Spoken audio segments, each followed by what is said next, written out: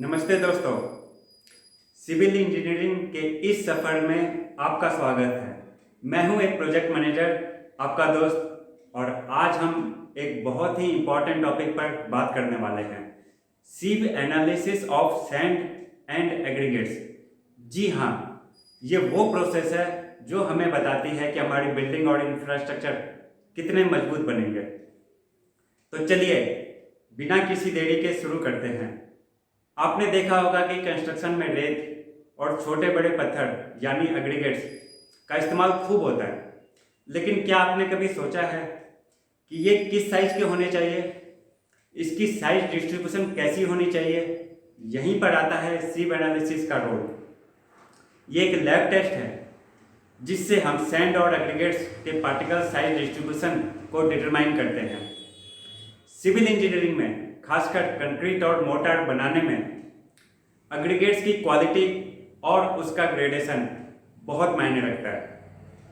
अगर एग्रीगेट सही साइज के ना हो या उसका ग्रेडेशन ठीक ना हो तो कंक्रीट की स्ट्रेंथ कम हो सकती है, उसमें वॉइड्स आ सकते हैं और उसकी ड्यूरेबिलिटी पर भी असर पड़ सकता है। इसलिए ये टेस्ट बहुत आवश्यक है।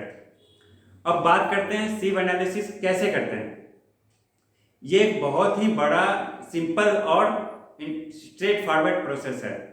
इसके लिए हमें कुछ चीज़ों की ज़रूरत होती है। सबसे पहले हमें चाहिए टेस्ट सैंपल, यानी वो रेत या एग्रीगेट जिसका हमें एनालिसिस करना है। दूसरा, सेट ऑफ सीव्स।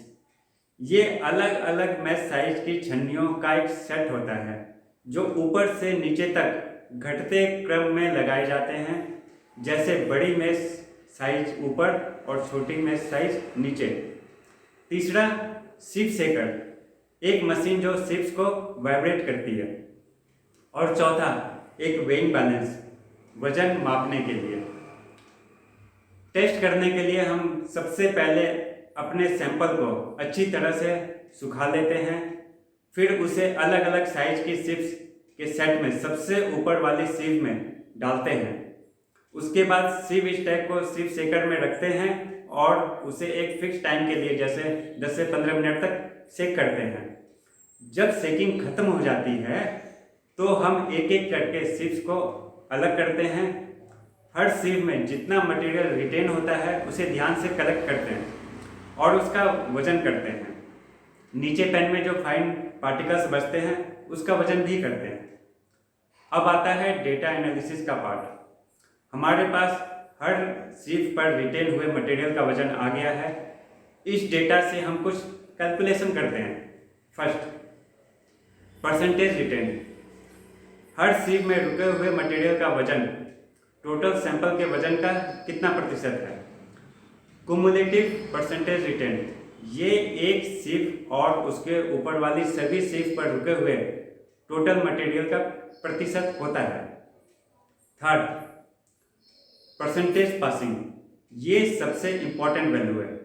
ये बताती है कि हर सिव में कितना प्रतिशत मटेरियल पास होकर नीचे चला गया। इसे 100 कुमुलेटिव परसेंटेज रिटेन से कैलकुलेट किया जाता है। इन परसेंटेज पासिंग वैल्यूज को हम ग्राफ पेपर पर पार्टिकल साइज के अगेंस्ट प्लॉट करते हैं। इस ग्राफ को ग्रेडेशन कर्व या पार्टिकल साइज डिस्ट्रीब्यूशन कर्व कहते हैं। ये कर्व हमें एग्रीगेट्स के ग्रेडेशन की पूरी पिक्चर देता है। अब हम बात करते हैं इसके इम्पोर्टेंस की। ये टेस्ट हमें कई चीज़ें बताता है। First, quality control. ये सुनिश्चित करता है कि सैंड और एग्रीगेट्स स्पेसिफिकेशन के अनुसार है या नहीं। Second, mix design. कंक्रीट या मोर्टार के लिए सही मिक्स प्रोपोर्शन डिसाइड करने में मदद करता है। Third, workability. सही ग्रेडेशन कंक्रीट की वर्केबिलिटी को बेहतर बनाता है।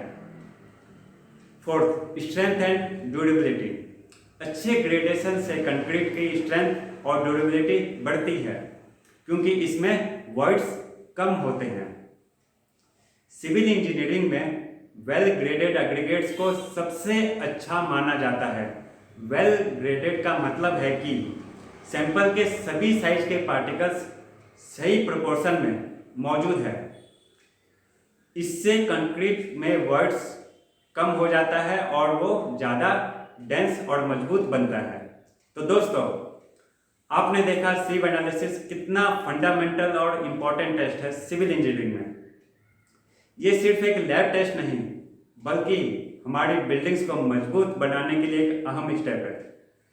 उम्मीद है आपको आज का ये वीडियो पसंद आया होगा और सिव एनालिसिस का कॉन्सेप्ट क्लियर हो गया होगा। अगर आपको कोई सवाल है तो नीचे कमेंट्स में ज़रूर पूछें। इस वीडियो को लाइक करें, अपने दोस्तों के साथ शेयर करें और हमारे चैनल को सब्सक्राइब करना बिल्कुल ना भूलें, ताकि आप ऐसे ही और इन्फॉर्मेटिव वीडियो मिस ना कर सकें। मिलते हैं अगले वीडियो में, तब तक के लिए बी हैप्पी, कीप लर्निंग। जय हिंद, थैंक यू।